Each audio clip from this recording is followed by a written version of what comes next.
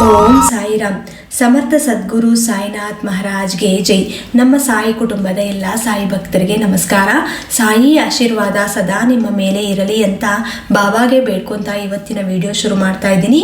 ಇವತ್ತಿನ ವಿಡಿಯೋದಲ್ಲಿ ಸಾಯಿಯಪ್ಪ ಏನು ಹೇಳ್ತಾ ಇದ್ದಾರೆ ಅಂದರೆ, ಮಗು, ನನ್ನ ಪಾದಗಳು ಇವತ್ತಿನ ದಿನ ಆಹ್ವಾನಿಸು. ನಿನ್ನ ಮನೆಯಲ್ಲಿ ಹೆಜ್ಜೆ ಇಟ್ಟಿದ ತಕ್ಷಣ ನಿನ್ನ ಜೀವನ ಬದಲಾವಣೆ ಆಗುತ್ತೆ ಅಂತ ಸಾಯಿಯಪ್ಪ ಹೇಳ್ತಾ ಇದ್ದಾರೆ.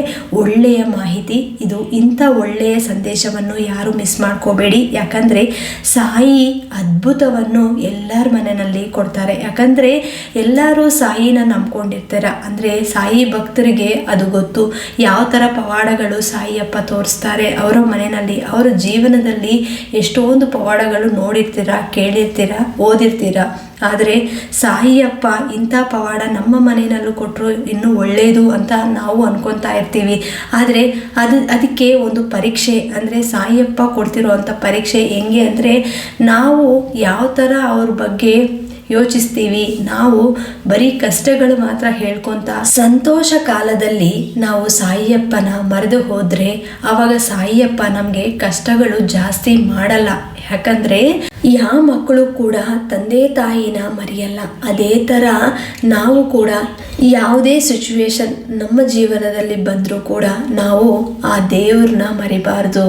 ಯಾಕಂದರೆ ಇವತ್ತು ನಾವು ಚೆನ್ನಾಗಿದ್ದೀವಿ ಅಂದರೆ ಅದಕ್ಕೆ ಕಾರಣನೇ ನಿಮ್ಮ ಇಷ್ಟ ದೈವ ಅಂತ ನೀವು ಅರ್ಥ ಮಾಡ್ಕೋಬೇಕು. ಯಾಕಂದರೆ ನೀವು ಕಷ್ಟ ಕಾಲದಲ್ಲಿ ಎಷ್ಟು ಬೇಡ್ಕೊಂಡಿರ್ತೀರ, ನಿಮ್ಮ ಇಷ್ಟ ದೈವಗೆ ತುಂಬ ಬೇಡ್ಕೊಂಡಿರ್ತೀರ, ಆರಾಧನೆ ಮಾಡಿರ್ತೀರ, ಅಂದರೆ ಮುಡುಪು ಕಟ್ಕೊಂಡಿರ್ತೀರ, ಈ ಥರ ಎಲ್ಲ ಮಾಡಿ ಪೂಜೆ ಮಾಡಿ ಏನೇನೋ ಮಾಡಿರ್ತೀರ. ಎಲ್ಲ ಮಾಡಿದ ನಂತರ ಇವಾಗ ಚೆನ್ನಾಗಿದ್ದೀವಿ ಅಂದರೆ ಆ ಸಂತೋಷ ಕಾಲದಲ್ಲಿ ಕೂಡ ನೀವು ಆ ದೇವ್ರನ್ನ ಅದೇ ಥರ ನೋಡ್ಕೋಬೇಕು. ಯಾವ ಥರ ನೀವು ಕಷ್ಟ ಕಾಲದಲ್ಲಿ ನೋಡಿರ್ತೀರೋ, ಅವ್ರನ್ನ ಬೇಡ್ಕೊಂಡಿರ್ತೀರೋ, ಸಂತೋಷ ಕಾಲದಲ್ಲೂ ಕೂಡ ನಾವು ಹಿಂಗೆ ಇರಬೇಕಪ್ಪ. ನಮ್ಮ ಜೀವನದಲ್ಲಿ ಇರೋವರೆಗೂ ನಮಗೆ ಊಟಕ್ಕೆ ಬಟ್ಟೆಗೆ ತೊಂದರೆ ಇರಬಾರದು. ಎಲ್ಲರೂ ಕೂಡ ಚೆನ್ನಾಗಿರ್ಬೇಕು, ನಾವು ನಮ್ಮ ಪಕ್ಕದವರು ಎಲ್ಲರೂ ಕೂಡ ಚೆನ್ನಾಗಿರ್ಬೇಕು ಅಂತ ಮನಸ್ಸಿರ್ಬೇಕು.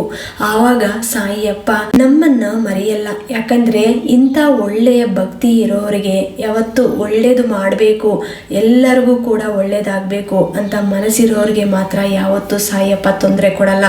ಕಷ್ಟಗಳು ನಮಗೆ ಬರೋದು ಕರ್ಮಗಳಿಂದ.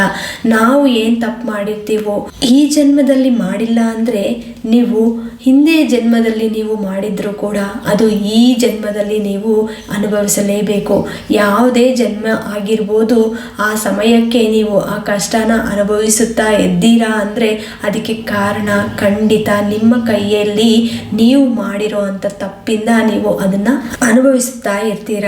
ಹಾಗಾಗಿ ನೀವು ನಿಮ್ಮ ಕಷ್ಟಗಳೆಲ್ಲ ಕೂಡ ದೂರ ಆಗಿ ಇವತ್ತು ಸಾಯಿಯಪ್ಪ ನಿಮ್ಮ ಮನೆಗೆ ಅವರ ಪಾದಗಳು ಕಳಿಸಿದ್ದಾರೆ. ಅದನ್ನು ನೀವು ಸ್ವೀಕರಿಸಲೇಬೇಕು.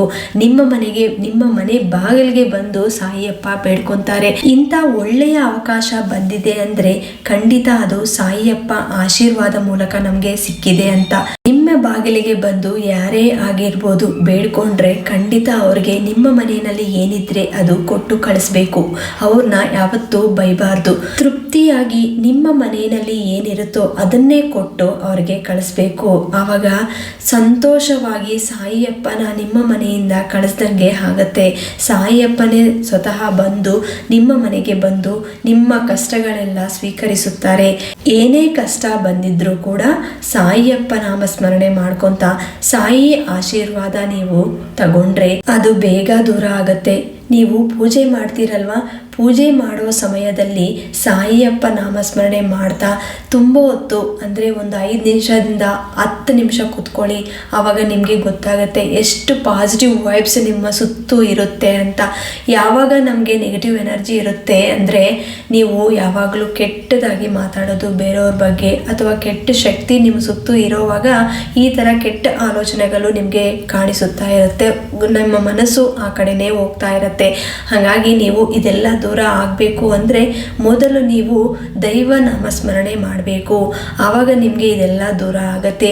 ಮನೆಯಲ್ಲಿ ಕೂಡ ಯಾವಾಗಲೂ ಪಾಸಿಟಿವ್ ಆಗಿ ಇರಬೇಕು, ಯಾವಾಗಲೂ ಪಾಸಿಟಿವ್ ಇಂದ ಯೋಚನೆ ಮಾಡಬೇಕು. ಪ್ರತಿನಿತ್ಯ ನಿಮ್ಮ ಮನೆಯಲ್ಲಿ ಪೂಜೆ ಮಾಡಿ, ಅಂದರೆ ಒಂದು ಚಿಕ್ಕ ದೀಪ ಹಚ್ಚಿದ್ರೂ ಕೂಡ ನಡೆಯುತ್ತೆ. ಅಯ್ಯಪ್ಪಗೆ ಯಾರ್ಯಾರು ನಂಬ್ಕೊಂಡಿರ್ತಾರೋ ಅಂಥವ್ರ ಜೀವನ ಯಾವಾಗಲೂ ಕೂಡ ಚೆನ್ನಾಗಿರುತ್ತೆ. ಇವತ್ತು ನೀವು ಕಷ್ಟ ಕಾಲ ಅನುಭವಿಸುತ್ತಾ ಇರ್ತೀರಾ, ಆದರೆ ಅತಿ ಶೀಘ್ರವಾಗಿ ಅದೆಲ್ಲ ಕೂಡ ಸಾಯಿಯಪ್ಪ ದೂರ ಮಾಡ್ತಾರೆ. ಏನು ಚಿಂತೆ ಮಾಡಬೇಡಿ. ನಿಮ್ಮ ಮನಸ್ಸಿಗೆ ಏನೇ ನೋವು ಇರಲಿ ಅದು ಸಾಯಿಯಪ್ಪ ಮುಂದೆ ಹೇಳ್ಕೊಳ್ಳಿ. ಅತಿ ಶೀಘ್ರವಾಗಿ ಅದರಿಂದ ನಿಮಗೆ ದೂರ ಮಾಡ್ತಾರೆ. ಆ ಕಷ್ಟಕಾಲ ಅನ್ನೋದು ದೂರ ಆಗುತ್ತೆ. ಇವತ್ತು ಖಂಡಿತ ಎಲ್ಲರೂ ಕೂಡ ಸಾಯಿಯಪ್ಪ ಪಾದಗಳನ್ನು ಆಹ್ವಾನಿಸಿ.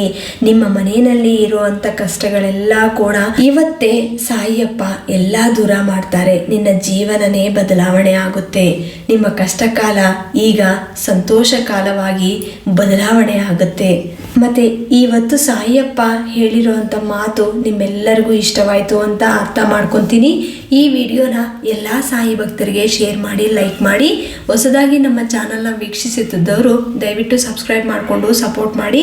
ಮತ್ತೆ ಇನ್ನೊಂದು ವಿಡಿಯೋದಲ್ಲಿ ಭೇಟಿ ಆಗ್ತೀನಿ. ಅಲ್ಲಿವರೆಗೂ ನಮಸ್ಕಾರ. ಸರ್ವೇ ಜನ ಸುಖಿನೋ ಭವಂತು. ಜೈ ಸಾಯಿರಾಮ್.